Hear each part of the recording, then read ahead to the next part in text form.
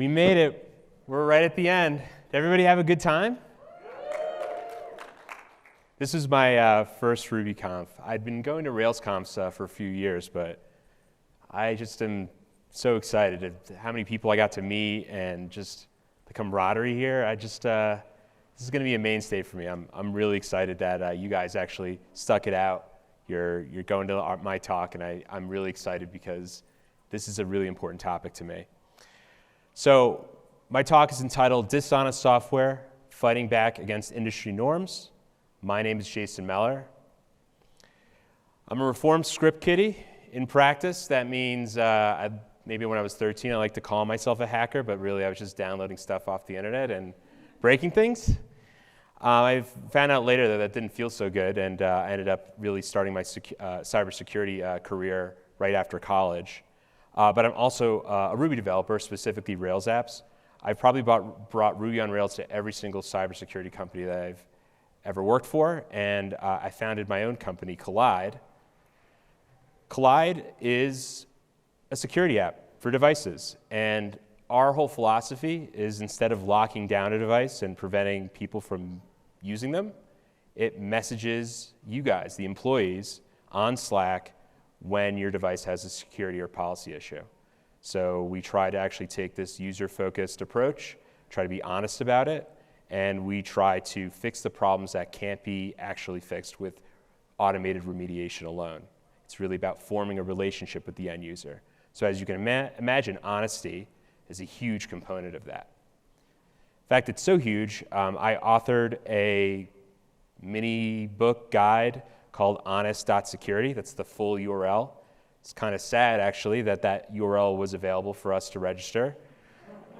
It says something about the industry that I'm in today, and I'm hoping that this talk we can really talk about the differences between honest software versus legal software and things that you can take back with you to your workplaces to advocate for honesty in the things that we're building and using on a regular basis.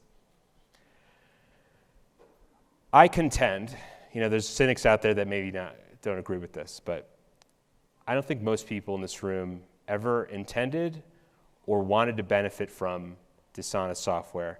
But in fact, I think that many of us already have or will.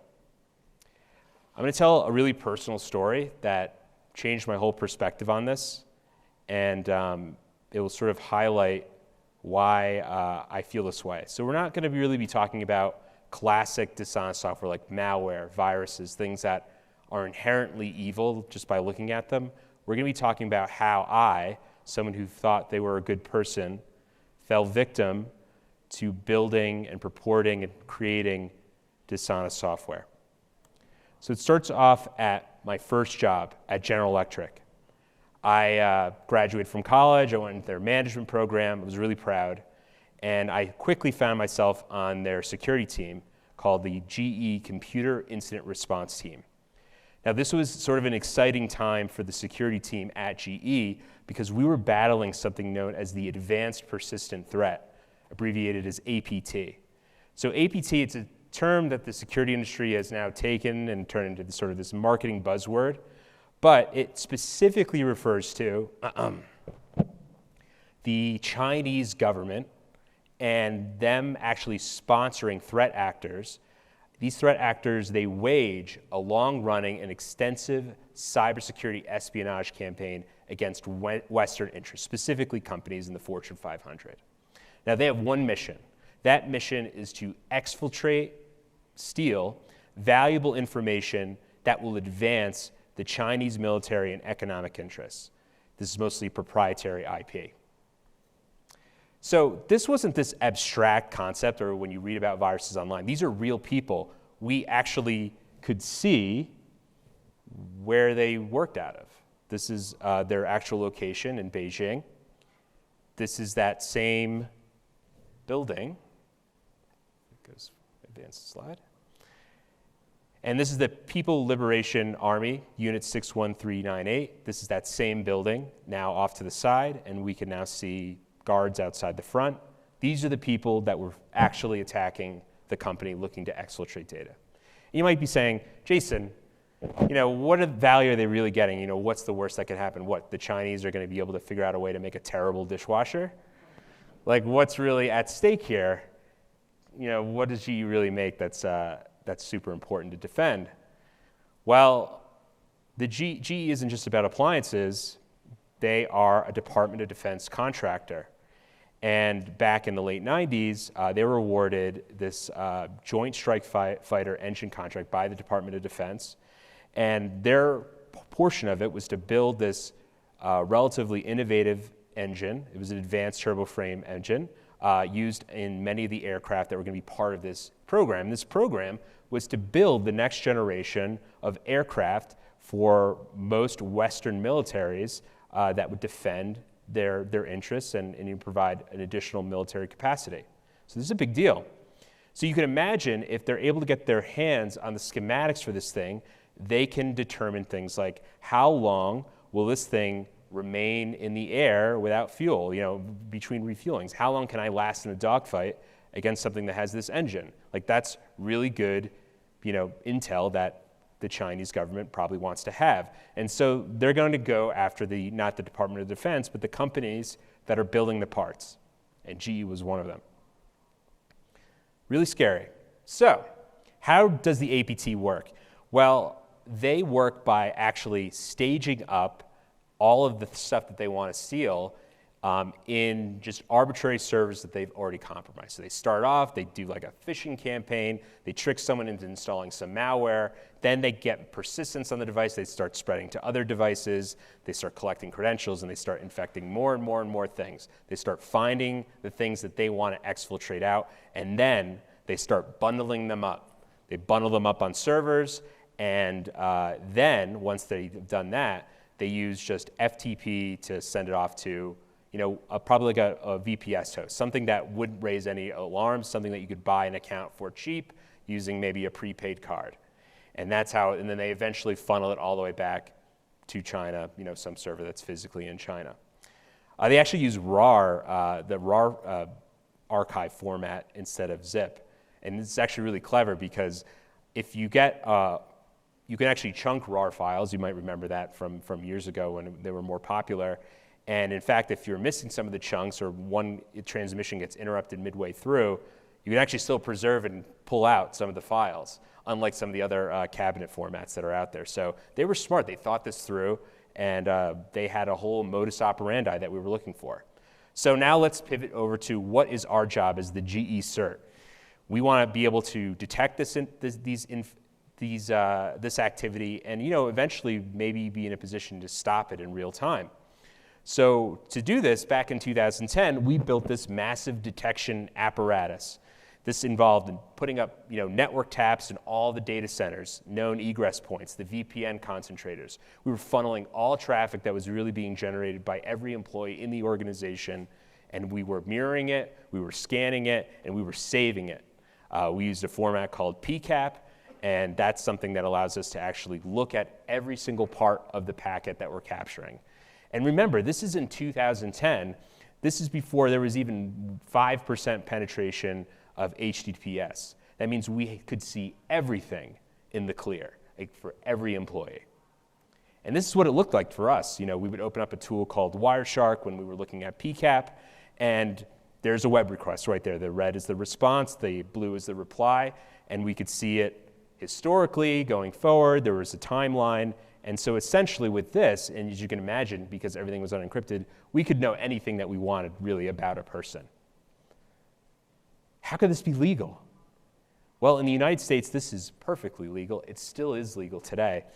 There is a law that was passed in the mid-'80s called the Electronic Communication Privacy Act. Like many laws that are out there today, it sounds the intent of it was to actually define rules of engagement for how to stop wiretapping and prevent it. But like most laws, it kind of did the opposite. It carved out a massive exception for businesses because politicians and lawmakers felt they had the right to really monitor assets that they had purchased. And that created this massive carve out that they were able to use to legally justify a lot of this type of surveillance. So this law actually allows you to do things that I didn't even know were true until back then. If you get physical mail delivered to an office that's in your name, they can open it right up. That's not a felony in that context. A lot of folks, you imagine, oh, I'm being tracked via GPS. Think of like truckers and things like that where they really need to do that. No, they're allowed to do that on any device they control. And even if it happens to be devices that are in your pocket or in your backpack, they have the right and effectively can track you. They can record keystrokes, take screenshots, and save network traffic on for any company device. So how far can they go? Well, recently, this was challenged in court. They can't remote activate your webcam or microphone without prior consent every single time that they do it. In fact, this was challenged by a school, by parents and students that worked at a school district or went to a school district. The school district had this remote, security software. They provisioned it on all the students' devices. When they were going home, they were just popping open the webcam and watching what the students were doing. And they actually tried to mount the defense that was fine and covered under this act. And the judge obviously, punished them, and they had to settle out of court. So not everything is perfectly legal, but a lot of things are. So it's legal, but we're good guys, and we need to rationalize it beyond that. And so how did we rationalize this at GE? Well, we felt our mission was pure. We're Americans. This is patriotic. We are fighting a foreign enemy, and we are saving the country. Like GE is building a military capability for the United States. This is China. This is someone who isn't necessarily our ally. We feel like this is worth it. And the thing is, we could see everything that you were doing, but we're looking for sophisticated heists. We don't care if you're browsing Facebook or worse. We have bigger fish to fry, so you don't have to worry. And we know ourselves, we're good people, and we've been vetted. Some of us had secret clearance, top secret clearance from the FBI. And of course, we had, one or two folks that were in charge of auditing our own activities, so we've got that covered. And yeah, there's psychic costs to surveillance. But, I don't think most people are going to really know that they're being surveilled. It's not like they can see it's happening on the network. And if we can stop this from happening, that could save someone's life in the future. And that is really measurable, pure harm that we're stopping. This psychic cost, we can't measure that. So it just feels like the right trade-off. So we implemented this. It ran for many, many months. And then on one dark and stormy night, it happened. We got an alert. And it was exactly what we thought we would see. It was someone staging up RAR files on a server, and they were starting the process of transferring them to an FTP server. And they did everything just like we expected. They encrypted them, they chunked them out into 200 megabyte partitions, and they were using the VPS host that we had heard or saw in prior experiences that they had used in the past. We've got them. And here's the kicker. We are seeing it happen live in real time. This is a first. And now we're in a very interesting position because we can stop it. And that's exactly what we did. We went onto the staging server that they had compromised, and we immediately deleted all the RAR files that they had staged up. We then cut off the FTP transmission, blocked all the IP addresses so they couldn't reinitiate it. But we didn't want to stop there. There was something else that we could do to go above and beyond that set of remediation.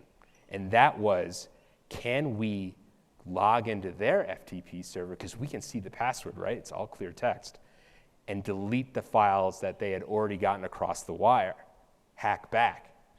We called up the GE executives. This went all the way to the top. And they said, do it. And we did. And we were pumped. We were so excited. We were slapping each other on the back. And we had just totally stopped a real-time, exfiltration event, by a Chinese state-sponsored actor. And we were the heroes of GE. A couple days later, we learned something interesting. We hadn't stopped anything at all. In fact, what we thought was APT activity was just a simple contractor backing up their personal photos to their own FTP site. And they just happened to use a RAR file and they happened to do it in a way that resembled the activity that we were looking for. What happened? The scrutiny that this contractor suddenly had on them from executives at a Fortune 5 company was too much. The contractor provider, their boss, fired them just because they did something maybe that wasn't quite on the up and up, but it was not really a big deal. Fired them. And on top of that, it was their personal photos going all the way back to, inception. We had deleted every single piece of personal family photos that they had ever taken, because that was their backup that they were transferring over from a prior loss. Word spread throughout GE that this had happened, and our reputation was tarnished, and people were afraid of what we would do next. I was terrified to go back into work. I was the junior person on the team. I felt terrible. There were no tangible consequences for me or my peers, even though we had totally bungled this. And at the end of the day, the credibility that we lost in the organization caused people not to trust us, and I firmly believe it negatively impacted the overall security of the company, despite the fact that we were never officially admonished. Rough. This stuck with me. Trust us, we are the good guys. It's not honest. What is honest is trust us, because you can independently verify we are telling the truth, and there is a difference there. So at Collide, this is how we approach this. You have the right to know what we can see at Collide. We give every single end user, not the people who are buying the software, the people who are affected by the software, a pure roadmap on what the company is looking for, why they're looking for it, and what privacy impact that may have on them, so they know exactly what to expect. And they can see this information before they decide to opt in. Why is this important to do? When you build honest software, you can create new relationships that weren't there before. As I mentioned earlier, our whole product is about messaging people on Slack, because we can get them to solve problems on their computer that can't be automated. One of those things that we have is finding unencrypted SSH keys on developer machines. There's no automatic remediation for that. We have to have the developer set a passcode. So if we want to send them a message to have them do that, they need to know why they're getting the message and how our system works in order for that trust to already be established. We can't start that process going in blind. We need to build up that relationship, and that is what honesty allows us to do. It allows us to build something that we weren't actually able to do in the past. So let's go zoom back out with the time that we have remaining, and let's try to build a test for dishonest software. The test that we were applying before was, does this software break the law? And the answer was no. But we know what we were doing led to a bad outcome. We were dishonest. So what's a good test for dishonest software? Does the introduction of informed consent break the software's value proposition? If you ask someone and you tell them directly what they're doing and they have to opt into it, does the software no longer do its thing because it just doesn't function properly anymore? I'm going to talk about a company that's a real company. I'm going to reveal their name. You guys might be using it today. That's okay. I think it's a good example of what we're talking about. There's a company out there called FullStory. They do pixel-perfect session replay. It's a little JavaScript widget that you put on your web app, your website, and it is like a flight recorder for every single thing that the individual user is doing. I put together like a little animated GIF here. This is their UI. Here's some people that didn't convert. These are all the sessions, and you can actually click play, and then you see exactly what they do. You can see their mouse movements. You can see where they were clicking, even if that click didn't amount to anything. You could watch it like you're watching a movie. It's wild. It's really useful if you're into UX. Feels kind of weird, though. In fact, a lot of people felt that way. Nike used FullStory, and they are now the subject of a class action lawsuit for recording screen sessions of their website visitors.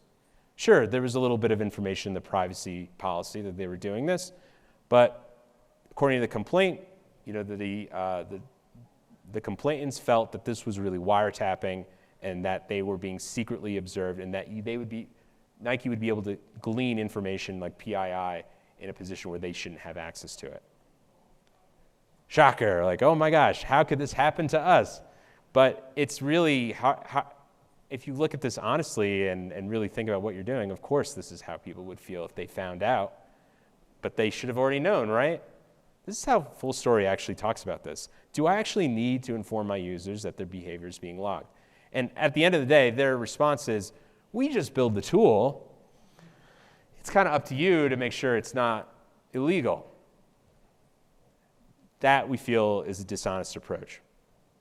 It's kind of cliche to talk about Steve Jobs, but one of the things that he did right before he died is he attended this tech conference for all things D called D8.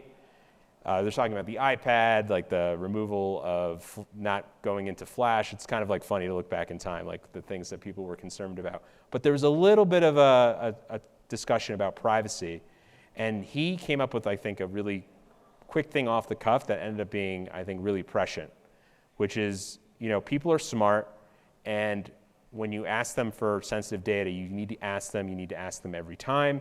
You need to make them tell you to stop asking you, and you then need to tell them exactly what you're going to be doing with that data and what the benefit is. And we could see this, this feeling that he had actually permeated Apple even after his death, and now all of us have been subjected to things that look like this. We've probably had dozens of these that we've had since the iOS 14 update earlier this year or late last year, and I imagine many of us have clicked Ask App Not to Track. And this is hurting the ad industry right now. Facebook's earnings were in the toilet, and they primarily blamed revenue headwinds caused by Apple. This is the reason why. So what is the anatomy of informed consent? What can we bring to our software today? Well, here's some examples from Collide. The first thing is we want to ask in plain English, or the native language of the user, and then we want to require a response. So in our case, that looks like this. In Collide, there's a feature called Lost Mode where an administrator can find the geolocation of a device. As I said earlier, that's not illegal. We don't have to ask anyone's permission to do that, but Collide does. And as soon as the administrator wants to do that, perhaps the device is lost, the end user on any other device that they're using via Slack, a place where they are at, by the way, they're not downloading another thing. It's not buried in a document. It's on Slack. We explain why, what the administrator will be able to see and do, and then they have to click a button. That's step one. Step two is once they say yes, you have to let them see the data that you've collected. You have to give them access to it, and it has to be by default. You can't require them to ask another person to see it. They just need to be able to see it. So as soon as the device starts recording geolocation data and sending it back to Collide, we show it to the user. We show them what the administrator can see, where the pin is on the map, and that way you know exactly what data is being collected and how it was visualized, augmented, and decorated. Finally, is you need to allow them to revoke consent at any time without talking to a person, automatically in the place that they are at where they will be able to do that. And it doesn't matter if the administrator doesn't want that to happen. That's the beauty of informed consent, is that you are allowed to revoke it at any time. So in our case, right in Slack, there's a little drop-down menu, and they can just click turn off lost mode, and then boom, it's off. They don't have to ask permission. It's just off as soon as they express the intent that they want that to happen. That is informed consent. If your product wouldn't work anymore with that type of workflow, there are dishonest properties to that product. All right, so we're getting close to the end, and I want to talk about your role, everybody in this room. I'm really glad that you're here, because this is something that we are now entering, I think, an era of privacy consciousness that we haven't had in this country specifically, I think globally, in a long time. It's allowed companies like Collide to gain a really strong footing against, I think, dishonest incumbents in these types of industries. And it's your job to recognize the fact that everybody in this room is likely a developer, and you have more power than you think, especially right now. We're hiring at Collide. I can't tell you how hard it is to find Ruby engineers to join us, and the salaries that you folks are commanding. And you have the ability to actually make change in the organizations that you work for. This is really important because you all have something like special. You have technical knowledge that you can apply and independently analyze the honesty or dishonesty of software that is thrust upon you, but more importantly, your family, your fellow coworkers, your peers, your friends. And they don't necessarily have that same level of knowledge. And so one thing that often happens is that you'll hear a big announcement at your company, like, we're rolling this out. It's the new CrowdStrike Secure, whatever, Falcon DX3. And it's going to help us defend against the APT, and we're growing up with being a real company. There's always developers out there that understand really what this means under the hood, and they advocate for themselves and they say, I don't want this, I want to be the exception. Don't just advocate for yourself, advocate for everyone around you, the folks that don't understand what that product is really capable of doing. Here are the arguments that you can deploy. And both, IT security teams thrusting this type of software on you, or you being forced in a position to build dishonest software. The first is that building honest software is now a competitive advantage. We've seen tons of applications that really bring to light, I think, a lot of the dishonest nature of the world that we live in. Hey.com is a great example by DHH. They have the little binoculars that show, like, when there's pixel trackers in the email, what we've been doing at Collide, the extensions out there that really help you block some of the stuff. There's money to be made here. There's a capitalistic argument to do this. Dishonest security, like the dishonest software, is really at the end of the road. There are increasingly more prolific privacy laws, especially in the European Union, GDPR. You can't sell the type of software that you used to be able to sell before, and it's better to prepare now instead of being caught flat-footed. And more importantly, device vendors like Apple, their whole ability to do well is based on people trusting that their information on their device is going to be in their control. So they are going to work very, very hard to force anyone who's an application developer to be honest. So if you can adapt these types of principles now, you don't have to have them dictate it for you through a new iOS update. You can prepare. And I often find that organizations that justify building dishonest software can justify all sorts of things.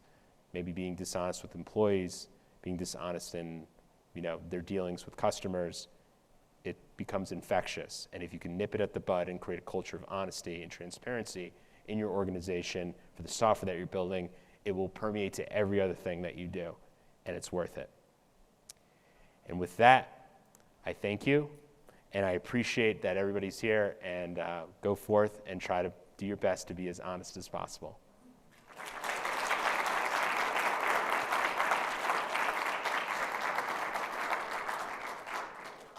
Great. For the folks who came in as I started, we have Collide swag in the front, t-shirts, things like that. Feel free to grab it on your way out. I have a minute for questions. I can maybe take one question or two questions if anybody has any. Yeah, so the question was, how do I feel about losing access to something if I'm not providing my information in return? I think there's two ways to really think about that. There's the B2C case. As a consumer, should I get the benefit of the social network if I'm not willing to share my information with advertiser data? I think that that's a fair contract to make. If someone like Facebook said, we don't want you on our social network because we can't make money off of you, you don't share your data with us, that's, I think, a clear business transaction. As long as you have conformed consent, I think that is an honest approach. In the same way that, like, Bonnie and Clyde were honest about all the bank robberies and murders that they did, it's honest still, but it may not be for you. When it comes to forced, your employment being really hinged on you submitting to a lot of these things, I think that change is in the air, and I think that workers should be in a position where they might be able to organize against those types of tactics. I think that that's a very common thing that employers say, well, look, it's our way or the highway. This is an at-will state. you're really here at our pleasure. I think that's where grouping together and really pushing back at a fundamental level is the key to really supporting each other. And that requires people to work together, not individuals, because an individual can't necessarily mount that type of defense on their own. You're welcome. Any other questions? We've got time for one more maybe. All right, thank you so much. Enjoy the last keynote.